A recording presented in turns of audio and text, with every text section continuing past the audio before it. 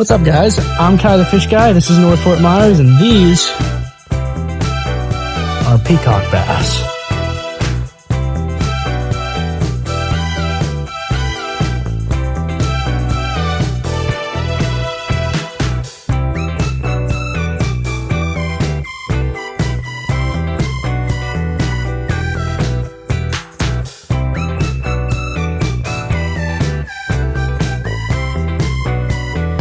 Today, we find ourselves at an animal preserve. We're going to be walking around all these hidden little trails and hopefully finding something cool along the way.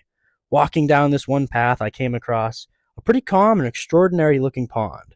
And so today's challenge is going to take place here. And I know what you're all thinking. Yes, you can fish it. This is my massive surf casting fishing rod, usually meant for sharks. And this is my typical normal bass fishing pole. And today, we're going to be seeing if this huge rod can catch more peacock bass than just this simple, nice, lightweight bass gear. The best bait you can use for peacock bass is almost always shiners. They're a super aggressive fish, so we got some from the bait station down the road, and now we're going to be throwing them out and let the fish do what they do best, bite. This is the rod that I'll use for giant stripers and sharks from the beach. It's nice and long, intentionally with the design so that this pole can be able to take all the bait that's being casted out with heavy loads into the deep waves coming face on at you, and that way you'll actually notice like the little bends and taps in the rod when you are getting a bite.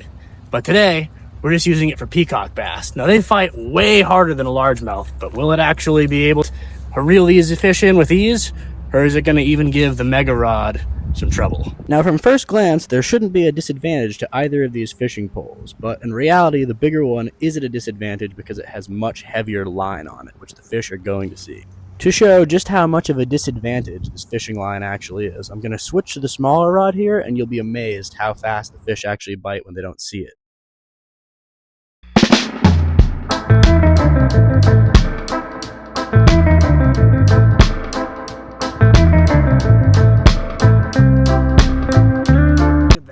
You guys gotta check this out. He's actually covered in mites. Look at that. That is nasty. Give him like a scraping. So for those of you who didn't know, this fish actually has lice. Yeah, fish can get lice. And what they have to do is essentially jump and scrape themselves on a whole bunch of rocks and whatnot to try and get rid of these things. Otherwise, it can actually lead to the fish's death. So I scraped it off here for him to hopefully help with that. See what the mascot thinks of the first fish. Give him a kiss. Not so much.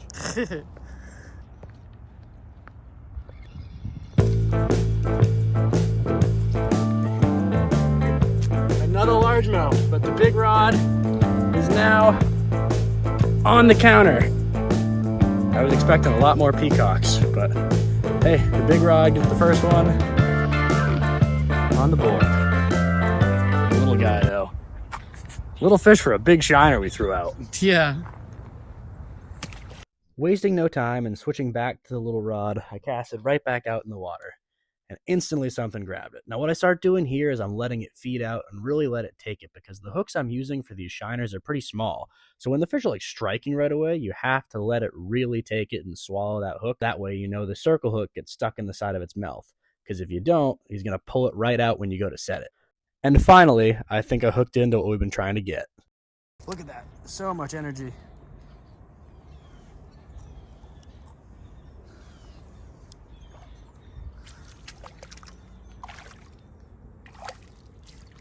Pretty fish. First peacock of the challenge. Always good to see the first one landed to hopefully get out and get more. This one's actually not that vibrant compared to like the usual colors you get with these fish though, which is odd. Like he's almost resembling the watercolors here, which are very like dark and murky brown. So he's blending in with that. There's a few different species that you'll come across down here, but we want to get the ones that are really vibrant. Off you go, buddy. Now, I'm not one to complain about catching fish, but I literally go on a largemouth rampage here.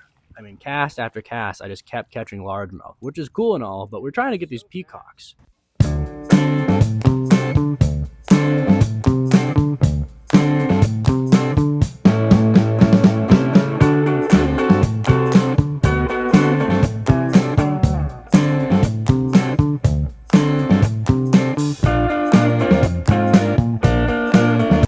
when you keep catching fish and not the ones you're trying to get, you got to be resourceful. I'm going to get my shiner back. And right back into my hand. That's pretty Can't funny. beat that.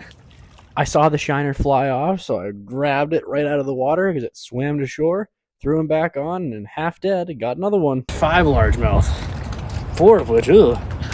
2 of the little rod.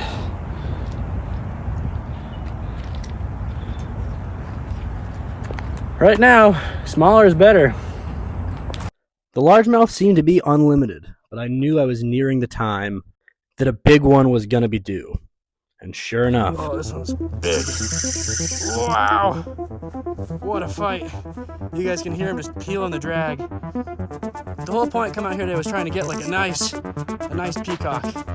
And I think that's him way out there.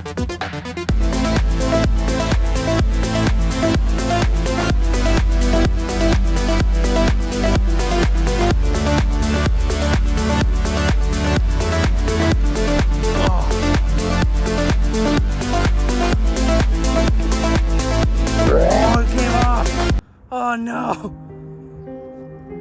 Disappointment doesn't even begin to express the feeling you have when you lose a fish like that. Along with that, as far as the challenge goes, this was pretty much a landslide for the small pole.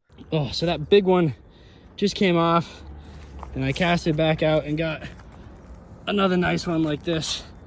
Now, see how I'm this close to the water's edge, folks? I don't recommend doing this unless you're crazy like me, because there can be gators sitting right there and you'd never know, and they're especially looking when you're presenting a nice juicy fish for them. Actually, only because I happened to be recording this episode did I even see what came at me next, which was exactly what I just described to you. You can see hidden here underneath is actually like a 6.5 foot gator right below the surface at the shoreline stalking something like it's ready to pounce. But hey, this fish to be caught, so I just keep on going. This one really doesn't want to come in.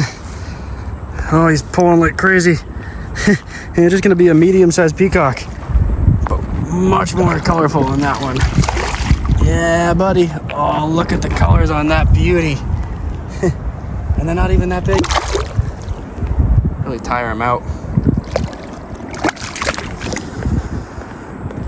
And another good little peacock. Get some more colors on them. Really love how there's the bright fluorescent orange on the bottom of the operculum there.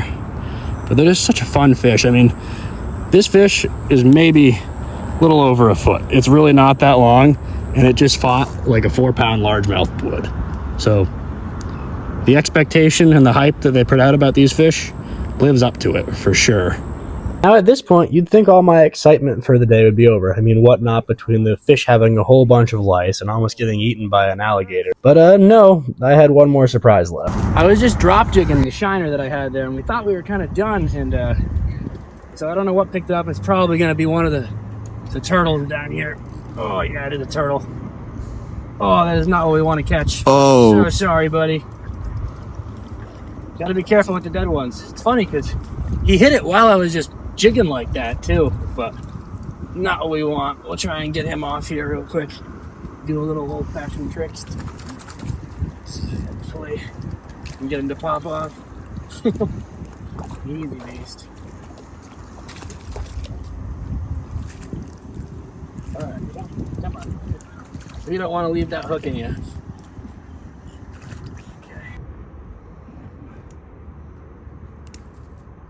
Got it? Gotcha. All right, peace, buddy. Who would have thought? There's one.